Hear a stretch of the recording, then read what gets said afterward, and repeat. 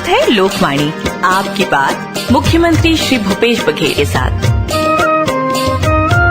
लोकवाणी के सभी श्रोताओं को नमस्कार, जय जोहार। साथियों, आज लोकवाणी की 21वीं कड़ी का प्रसारण हो रहा है। आज के प्रसारण का विषय है जिला स्तर पर विशेष रणनीति से विकास की नई राह, अर्थात स्थानीय परिस्थितियों को ध्यान में रखते हुए समस्याओं को चिन्हित करना, उनके समाधान की तलाश करना, उन्हें लागू करना और जनता को राहत दिलाना। इस कार्यक्रम का ध्येय वाक्य है, आपकी बात माननीय मुख्यमंत्री के साथ। इस अवसर पर माननीय मुख्यमंत्री श्री भूपेश बघेल जी आपसे मुखातिब हैं। हम आप सभी श्रोताओं का हार्दिक स्वागत करते हैं, अभिनंदन करते हैं। जय जोहार। सब्बो सियान मन, दाई दीदी, संगवारी और नोनी बाबू मन ल मोट डहारले जय जोहार, जय सियाराम। ए महीना के लोकवाणी के प्रसारण अब्बड़ सुघ्घर, अब्बड़ पावन बेरा में हुआ थे। आप सबो मन ल गणेश पक्ष के अब्बड़ अकन बधाई और शुभकामना। गणेश जी ल विघ्नहर्ता घलो कहे जाथे। गणेश भगवान ल प्रणाम करके मैं कामना करत हूँ कि वो आप सबो मन के समस्या ला दूर कराए। हमार महान नेता लोकमान्य बाल गंगाधर तिलक जी है आजादी के लड़ाई के बेरा में सार्वजनिक गणेश उत्सव के शुरुआत करे रहीस। ओकर अपील हमार छत्तीसगढ़ में घलो अब्बड़ असर करे रहीस। ते पाए के छत्तीसगढ़ में घलो सार्वजनिक गणेश उत्सव के मजबूत परंपरा पड़े है। आप मन के सहयोग ले ये परंपरा लगातार चलत है। पाछू बछर कोरोना के कारण सार्वजनिक कार्यक्रम नहीं हो सकिस, लेकिन ये बछर कोरोना काबू में आगे है। तेकर सेती ये साल सार्वजनिक गणेश उत्सव मनाए बर कुछ छूट दे गए है। मोर अपील है कि आप मन सावधानी के साथ, सुरक्षा उपाय के साथ मास्क पहन के, नाक मुंह ढांक के तिहार मनावा। सामाजिक एकता, सौहार्द और समरसता के हमार विरासत ला आगू बढ़ावा। 13 सितंबर के नवाखाई है। नवाखाई हमार छत्तीसगढ़ और उड़ीसा राज्य के साझा संस्कृति के पहचान आए। मोर डहारले जम्मू उत्कल समाज के मनखे मन ला बधाई और शुभकामना। हमन जुर मिल के रहबो और संगे संग विकास करबो। 17 सितंबर के विश्वकर्मा जयंती है। विश्वकर्मा जयंती जम्मू कर्मकार मन के आस्था के तिहार आए। भगवान विश्वकर्मा ला सृजन के सरल भाषा में बोला त निर्माण के देवता कहे जाते। ये दिन मशीन औजार के पूजा पाठ होते। सृजन के नवनिर्माण के काम बुता बने चले, एकर बर आशीर्वाद मांगे जाते। आप जम्मू मन ये सब तिहार बार ला खूब धूमधाम ले मनावा, पर कोरोना के ध्यान रखे बर झन भुलावा। सावधानी और सुरक्षा के उपाय के संग तिहार मनावा। माननीय मुख्यमंत्री जी, आपने छत्तीसगढ़ में विकास के लिए जो मॉडल प्रस्तुत किए हैं, उसमें नए नए तरीकों से काम करने की बहुत संभावनाएं हैं और यही वजह है कि आर्थिक मंदी और कोरोना संकट के समय भी छत्तीसगढ़ में सुरक्षा के साथ आर्थिक, सामाजिक और रोजगारोन्मुखी गतिविधियां चलती रहीं। सुनते हैं कुछ उदाहरण। मेरा नाम निर्मला भास्कर है सर। मैं किसान विकास समिति की सदस्य हूँ। मैं ग्राम गोटुल मुंडा विकास खंड दुर्बुकोंदर, जिला उत्तर बस्तर, कांकेर, छत्तीसगढ़ से सर। दिनांक 27 जनवरी को माननीय मुख्यमंत्री श्री भूपेश बघेल जी के कांकेर प्रवास के दौरान हमारे समिति के सदस्यों द्वारा लघु धान्य प्रसंस्करण इकाई की मांग की गई, जिसे पूरा करते हुए माननीय मुख्यमंत्री जी द्वारा तत्काल घोषणा कर हमारे मांग को पूर्ण किया गया तथा जिला प्रशासन की ओर से शीघ्र ही हमारे ग्राम गोटुल मुंडा में लघु धान्य प्रसंस्करण इकाई की स्थापना की गई। विगत 2 माह में लगभग 100 क्विंटल प्रसंस्कृत कोदो, कुटकी एवं रागी मुख्यमंत्री सुपोषण अभियान के अंतर्गत आंगनबाड़ियों को प्रदाय किया जा चुका है। इससे हमारे समूह को लगभग 1,30,000 की आमदनी प्राप्त हुई है। माननीय मुख्यमंत्री जी ने हमारे मांग को पूरा किए, इसके लिए हम सभी समिति सदस्यों की ओर से कोटि कोटि धन्यवाद। मेरा नाम दिव्या मरकाम है। मैं सिंगार भाट कांकेर की निवासी हूँ। किसानों द्वारा उत्पादन किए जा लघु धान्य का प्रसंस्करण करने हेतु कृषि विज्ञान केंद्र सिंगार भाट कांकेर में प्रसंस्करण इकाई की स्थापना दिनांक 27 जनवरी 2021 को की गई है, जिसका संचालन हमारे समूह लक्ष्मी स्व सहायता समूह द्वारा किया जा रहा है, जिसमें महिला एवं पुरुष मिलकर कुल 12 सदस्य हैं। विगत 6 माह में लगभग 450 क्विंटल प्रसंस्कृत कोदो, कुटकी एवं रागी मुख्यमंत्री सुपोषण अभियान के अंतर्गत आंगनबाड़ी को प्रदान किया जा चुका है। इससे हमारे समूह को 2,35,800 की आमदनी हुई है। संस्करण इकाई स्थापना के लिए माननीय मुख्यमंत्री जी को कोटि कोटि धन्यवाद। निर्मला बहन, दिव्या बहन, जय जोहार। आपने बहुत सही बात कही है। लघु धान्य फसलों का उत्पादन छत्तीसगढ़ के ऐसे हिस्सों में होता है जहां का तापमान बहुत अधिक नहीं होता, जहां का तापमान राज्य के औसत तापमान से कम होता है।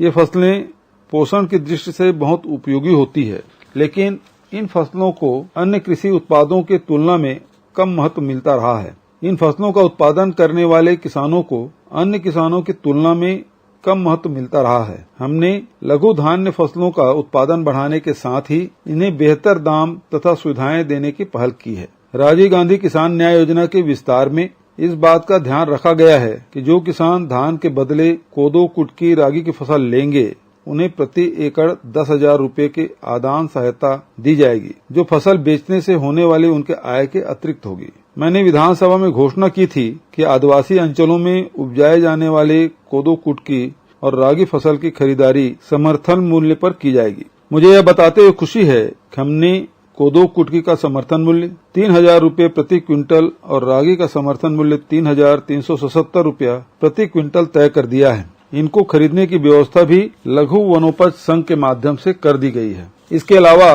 कोदो, कुटकी, रागी जैसे फसलों के वैल्यू एडिशन का काम भी बड़े पैमाने पर किया जाएगा, जिसके लिए छत्तीसगढ़ मिलेट मिशन की स्थापना की गई है और उत्पादन में वृद्धि और प्रसंस्करण के लिए व्यापक कार्य योजना बनाई जा रही है। बस्तर संभाग में दंतेवाड़ा, सुकमा, कांकेर जिलों में कुछ लघु धान्य प्रसंस्करण इकाइयां शुरू हो चुकी है, लेकिन अब बड़ी संख्या में ऐसी इकाइयां लगाई जाएंगी।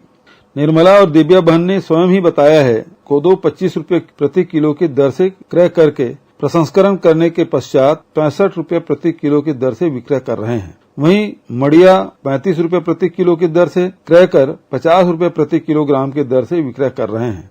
यह है प्रसंस्करण का कमाल। सोचिए कि वृहद पैमाने पर यह काम किया जाएगा तो आप लोगों की आय कितनी अधिक बढ़ जाएगी। माननीय मुख्यमंत्री जी, दुर्ग और बालोद जिले में सिंचाई और पर्यावरण संरक्षण को लेकर 2 ऐसे बड़े काम सामने आए हैं जो लीक से हटकर हैं। इनमें से एक काम सिपकोना नहर का है तो दूसरा काम नंदिनी माइंस में इको जोन बनाने का। आइए सुनते हैं कुछ विचार और सवाल। माननीय मुख्यमंत्री जी प्रणाम। मैं उमेश कुमार आडिल, जिला दुर्ग से बोल रहा हूँ। सिंचाई की किसी बड़ी परियोजना को पूरा करने में बहुत अधिक समय और धन लगता है, लेकिन हमने देखा है कि पाटन ब्लॉक में तंदुला जलाशय पर जो सिकोना नहर लगभग बेकार हो चुकी थी, उसे आपने किसी तरह से नए रूप डाल दिए। इसका लाभ बहुत सारे गाँव और किसानों को मिलने लगा। कृपया इस बारे में विस्तार से बताएं और ऐसा चमत्कार आप कैसे कर देते हैं। मैं हाँ ग्राम पंचायत कौही के निवासियों, मोर नाम हेमलाल सोनकर है। मैं हाँ अभी वर्तमान में ग्राम गुठान समिति का अध्यक्ष हालो और मैं हाँ ये जगह जो नहर से पानी देते और ओकर सफाई जो काम रही से हमार जानत में अभी तक नहीं देखे रहन ये सफाई काम ला। तेमा हमारे छत्तीसगढ़िया मुख्यमंत्री जैसे मुख्यमंत्री बनी से हमार किसान मन के लिए वरदान साबित हुई। एला पूरा सफाई के काम हमार मुख्यमंत्री की तरफ से करवाए गए है और एमा किसान मन ला भारी जोर से सुविधा है। बधाई देत हो कि हमार किसान मन घलो बहुत गदगद है। काबर पानी है बहुत विलम्ब से खेत तक जावत रही से, पूरा जाम पड़े रही से, तेला सफाई करके हमार किसान मन ला वरदान दी। तेकर पर बहुत बहुत आभार, धन्यवाद। जय सिया राम, जय जोहार। माननीय मुख्यमंत्री जी, मैं ईश्वरी लाल यादव जिला दुर्ग से बोल रहा हूँ। नंदिनी माइंस का बहुत बड़ा क्षेत्र बरसों से उजाड़ पड़ा हुआ है, कुछ भी काम नहीं आ रहा है। इसके बारे में अब सूचना मिल रही है कि इस क्षेत्र को मानव निर्मित बहुत बड़े जंगल के रूप में बदल दिया जाएगा। सुनने में तो यह बात हजम नहीं होती है, लेकिन आपकी दृढ़ इच्छा शक्ति के कारण कुछ भी हो सकता है, ऐसा हमारा मानना है। महोदय जी, इस परियोजना के बारे में जानकारी देने की कृपा करें। आडिल जी, सोनकर जी और यादव जी, आप सबको नमस्कार। आर्थिक तंगी और कोरोना जैसे वैश्विक महामारी से हमारे किसान भाई बहनों को किसी तरह की तकलीफ न हो, बल्कि उनकी सुविधाओं में बढ़ोतरी का सिलसिला लगातार आगे बढ़ता रहे, इस बात को ध्यान में रखते हुए हमने छत्तीसगढ़ में सिंचाई क्षमता बढ़ाने के लिए नए नए उपाय किए हैं।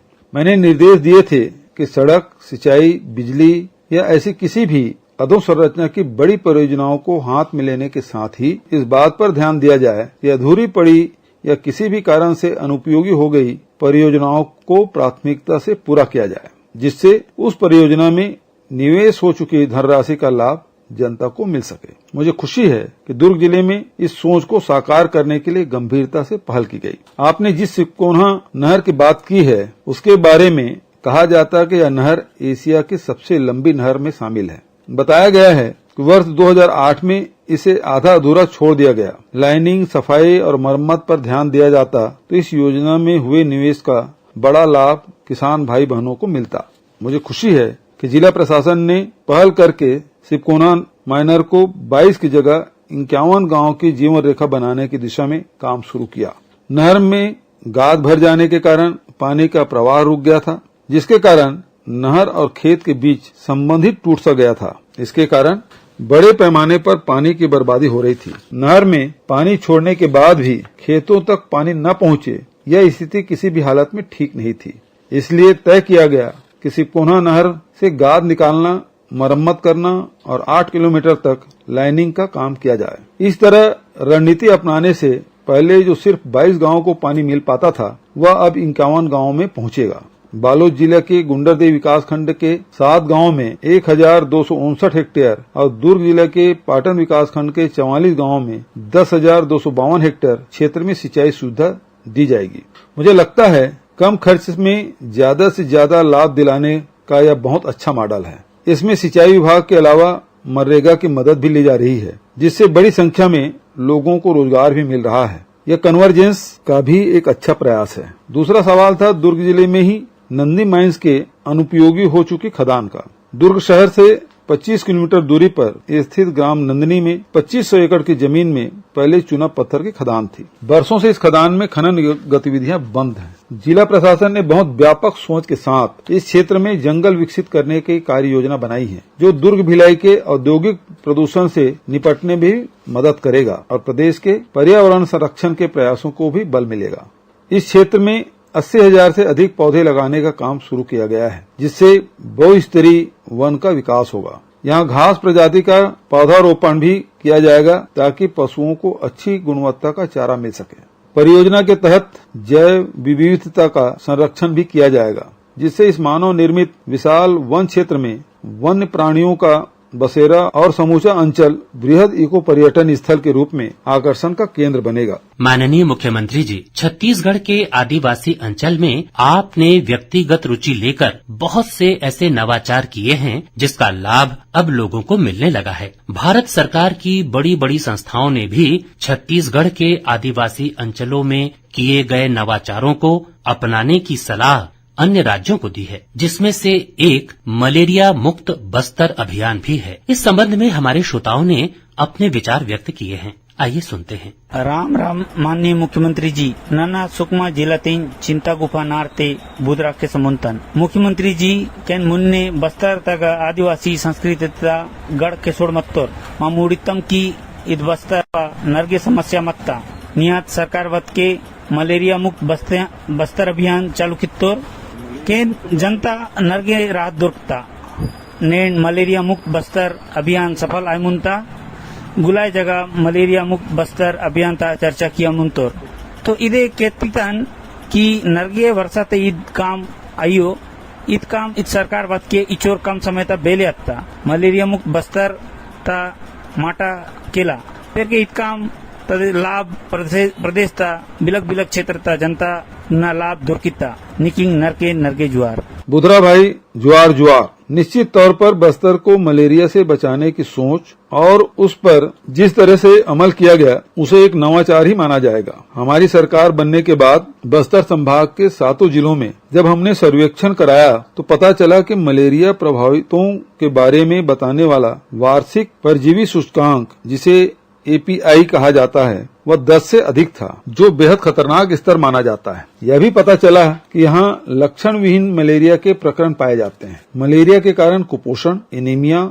मातृ मृत्यु दर, शिशु मृत्यु दर आदि समस्याएं बहुत बढ़ी हुई थी। हमने तुरंत इसके लिए कार्य योजना तैयार की और मलेरिया मुक्त बस्तर अभियान की शुरुआत की गई। इसके तहत हमारे स्वास्थ्य कार्यकर्ताओं ने घर घर जाकर सर्वे किया और एक एक व्यक्ति की जांच की गई। निःशुल्क दवाएं दी गई, घरों में मच्छर रोधी दवाइयों का छिड़काव किया गया, मेडिकेटेड मच्छरदानियां बांटी गई। इन प्रयासों के कारण एपीआई की दर लगातार कम हुई। बीते एक साल में पॉजिटिविटी दर 4.6% से घटकर 0.86% आ गई है। बीजापुर जिले में मलेरिया के प्रभाव दर में 71% तथा दंतेवाड़ा जिले में 54% की कमी आई। पूरे बस्तर संभाग में मलेरिया के प्रभाव दर 45% कम हो गई है। जिस तरह से युद्ध स्तर पर काम हुआ, उसकी सराहना नीति आयोग और यूएनडीपी ने की है तथा इसे देश के अन्य आकांक्षी जिलों के लिए अनुकरणीय बताया है। मैं यह भी बताना चाहता हूं कि मुख्यमंत्री हाट बाजार क्लिनिक योजना का भी इसमें बहुत सहयोग मिला, जो कि अपने आप में एक नवाचार था। मुख्यमंत्री हाट बाजार क्लिनिक योजना से 11 लाख से अधिक लोगों का इलाज हुआ। इस तरह से मलेरिया और अन्य स्वास्थ्य समस्याओं के समाधान से सुपोषण को लेकर किए जा रहे प्रयासों को भी बल मिला। मलेरिया मुक्ति का अभियान महिलाओं और बच्चों के लिए वरदान साबित हुआ है। इसका लाभ सुरक्षा बलों तथा सभी निवासियों को मिला है। इसके लिए मैं स्वास्थ्य कार्यकर्ताओं, आंगनवाड़ी कार्यकर्ताओं तथा इस काम में मदद करने वाले सभी लोगों को साधुवाद देता हूँ। माननीय मुख्यमंत्री जी, आपका कोई भी कार्यक्रम हो या छत्तीसगढ़ के स्वाभिमान, स्वावलंबन, अभिमान या अस्मिता का विषय हो, तो नरवा, गरुआ, घुरुआ और बाड़ी की चर्चा के बिना बात पूरी नहीं हो सकती। इस बार भी बड़े उत्साह से हमारे श्रोताओं ने सुराजी गांव योजना के कई पहलुओं के बारे में अपनी बात रखी है। आइए सुनते हैं उनकी आवाज में उनकी बात। नमस्कार मुख्यमंत्री जी, मोर नाम देवलता यादव है। मोर समूह नाम माँ गायत्री महिला स्वयं सहायता समूह है। नरवा गरवा घुरवा बाड़ी के तहत हमन ला 6 एकड़ के जमीन मिले है। ओमे हमन 5 समूह के बहिनी मन काम करथन और बीज लगाए रहे, भिंडी, परबट्टी, टमाटर, भाटा। ओमे हमन ला 1-1.5 लाख के फायदा हो है। ओकर बर धन्यवाद। सर नमस्कार, भिलाई से बोल रहा हूँ सर, मैं प्रदीप सिंह। सबसे पहले सर मुख्यमंत्री महोदय को बधाई देना चाहूंगा सर, नरवा गरवा घुरवा बाड़ी का जो विजन लेके चल रहे हैं, छत्तीसगढ़ का विकास कर रहे हैं। देवलता बहन और प्रदीप जी, आप सभी को नमस्कार और बहुत धन्यवाद। सुराजी गांव योजना से छत्तीसगढ़ के जनजीवन में जो बदलाव आ रहा है, उससे तो मैं भी रोमांचित और अभिभूत हूँ। सबसे खुशी की बात यह है कि हम लोग एक दिशा देते हैं तो आप लोग उसमें काम करने की नई नई संभावनाएं खोज लेते हैं। यही तो नवाचार है। हमने तो नरवा गरवा घुरवा बाड़ी को छत्तीसगढ़ की 4 चिन्हारी के रूप में बचाने की सोच के साथ एक नए रास्ते पर चलना शुरू किया था, लेकिन आप लोगों ने अपनी मौलिक सूझबूझ से उसे इतना व्यापक रूप दे दिया है कि उसमें नए नए उत्पाद और नए नए रोजगार के अवसर बनने लगे हैं। छत्तीसगढ़ में जल की उपलब्धता को लेकर बड़ी विलक्षण स्थिति है। हमारे प्रदेश में हिमालय के किसी ग्लेशियर से जलधारा प्रभावित नहीं होती। हमारी नदियां और नरवा हमारे लिए पानी के स्रोत हैं। इंद्रावती, महानदी, सोन, शिवनाथ, एटम, महान और केलो आदि नदियों की संख्या तो सीमित है, लेकिन 2 से 11 किलोमीटर तक बहने वाले नालों की संख्या हजारों में है। इस तरह नरवा हमारी बड़ी अहम धरोहर है। निश्चित तौर पर जलवायु परिवर्तन के प्रभाव से नदी नालों में जल कम हुआ है, इसलिए हमने समय रहते नरवा परियोजना पर बल दिया। अभी तक लगभग 3200 नालों में जरूरी सुधार कार्य किया जा चुका है। आगामी साल करीब 11,000 नालों को पुनर्जीवित करने की योजना पर हम युद्ध स्तर पर काम कर रहे हैं। मैं बताना चाहता हूं कि हमारे प्रयासों का असर जमीन पर दिखाई देने लगा है। कई क्षेत्रों से भूजल स्तर बढ़ने की सुखदायी खबरें आने लगी है। जलवायु परिवर्तन से सूखे की परिस्थितियां बनने की चेतावनी वैज्ञानिकों ने दी है, लेकिन मुझे विश्वास है कि नरवा विकास की हमारी तैयारी हमें हर संकट से उबार लेगी। गरवा से गोबर, गोबर से वर्मी कंपोस्ट, सुपर कंपोस्ट और फिर सुपर कंपोस्ट प्लस। देखिए, गरवा और घुरवा को विकसित करने से कितने सारे नए रास्ते बनते चले गए और गोबर से कैसे धन बरसने लगा।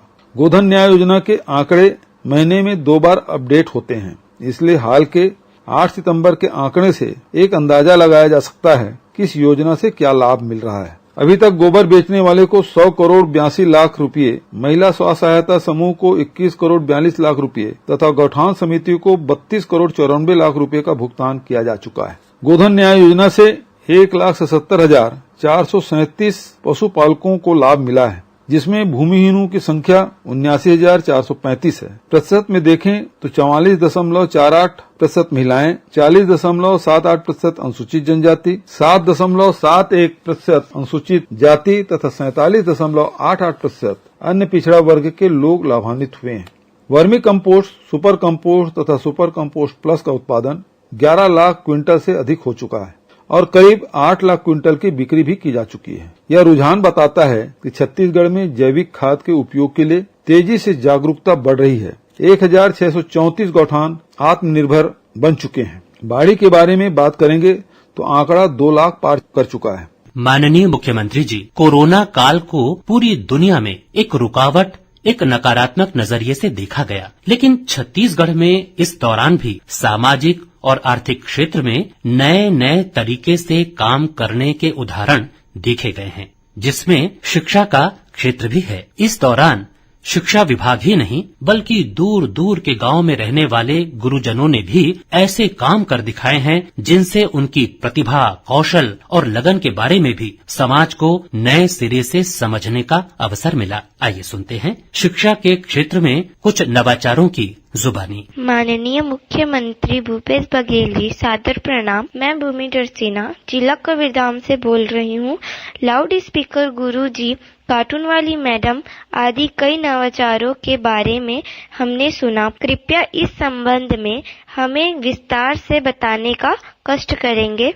भूमि बिटिया, आपने बहुत बढ़िया सवाल पूछा। वैश्विक महामारी कोरोना के चलते पूरे देश की अर्थव्यवस्था डगमगा गई थी। कोरोना ने हमारे देश ही नहीं बल्कि पूरी दुनिया को हिलाकर रख दिया था। ऐसी स्थिति में चुनौतियों का सामना करते हुए बच्चों की पढ़ाई लिखाई जारी रहे, इसके लिए पढ़ाई तुम्हार द्वार कार्यक्रम प्रारंभ किया गया। CGSchool.in नाम से एक पोर्टल का निर्माण कर ऑनलाइन कक्षाएं प्रारंभ की गई। इस ऑनलाइन पढ़ाई से घर बैठे ही लाखों बच्चे सुरक्षित पढ़ाई करने लगे। इंटरनेट की पहुंच नहीं होने वाले क्षेत्रों व ऐसे बच्चे जिनके पास मोबाइल नहीं था, उसे ध्यान में रखते हुए मोहल्ला कक्षा प्रारंभ की गई। हमारे प्रदेश के शिक्षकों ने पढ़ाने के लिए कई नवाचारी गतिविधियां आयोजित की है। ये ऐसे काम थे जिसके कारण स्थानीय स्तर पर शिक्षक शिक्षिकाओं को बहुत लोकप्रियता भी मिली। शिक्षकों की मेहनत से बच्चों का पढ़ाई से रिश्ता बना रहा, बल्कि पढ़ाई और अधिक रोचक और व्यापक हो गई।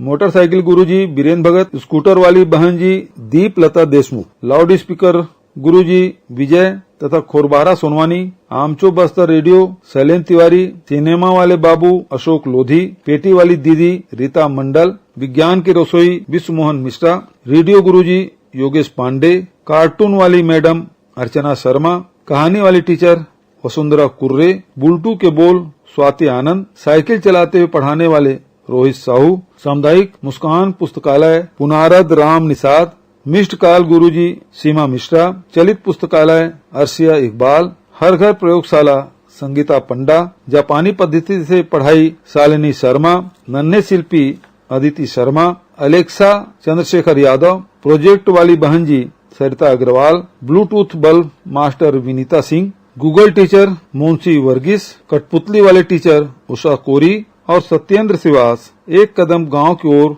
विद्यामती साहू जैसे नाम शिक्षकों के नई पहचान बन गए हैं। इस तरह हमारे गुरुजनों ने अपनी लगन, निष्ठा और नवाचार से समाज में शिक्षकों के प्रतिष्ठा को नई ऊंचाई दी है। इन नवाचारी प्रयासों को न केवल राष्ट्रीय तथा अंतर्राष्ट्रीय स्तर पर सराहना मिली बल्कि पुरस्कार भी मिले हैं। कोरोना काल में राज्य सरकार ने बच्चों को जनरल प्रमोशन दिया, वहीं दक्षता वृद्धि करने के लिए सेतु पाठ्यक्रम भी चलाया। मैं चाहता हूं कि शिक्षक शिक्षिकाओं ने कोरोना काल में जिस तरह शिक्षा के नए नए प्रयोग किए उसे आगे भी करते रहें। सरकारी स्कूलों को आधुनिक सुविधाओं से सजाने और इन स्कूलों में पढ़ने वाले बच्चों का आत्मविश्वास बढ़ाने की हमारी सोच एक बहुत बड़ा नवाचार है। Swami Atmanand English medium school योजना के तहत 171 स्कूलों का उन्नयन कोरोना काल में ही हुआ है। अब मैंने निर्देश दिया है इसी की तर्ज पर उत्कृष्ट हिंदी माध्यम शाला भी विकसित की जाए। यह नवाचार प्रदेश के सरकारी स्कूलों में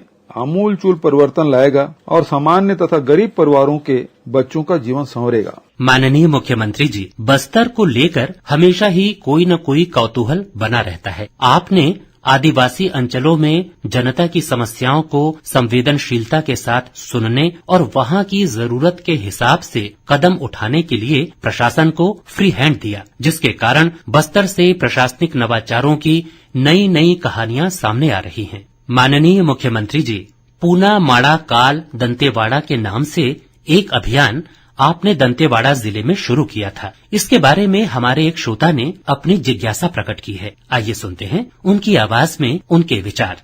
मुख्यमंत्री जी जय जोहार। मैं विशंबर कश्यप, पिता श्री बुधराम कश्यप, ग्राम बड़े पनेड़ा, विकास खंड गीदम, जिला दंतेवाड़ा से बोल रहा हूँ। आपने कहा था कि प्रदेश के जिन जिलों में सबसे ज्यादा गरीबी है वहाँ जीवन स्तर उन्नयन और आजीविका के लिए स्थायी समाधान किए जाएंगे। इस कार्यक्रम को पुनः माड़ाकाल दंतेवाड़ा का नाम दिया गया था। हम जानना चाहते हैं कि इस कार्यक्रम के अंतर्गत क्या प्रगति हुई है, इसे दंतेवाड़ा जिले में रहने वाले लोगों को किस तरह का लाभ मिल रहा है। विशंबर जी जय जोहार, बहुत अच्छा सवाल किया आपने।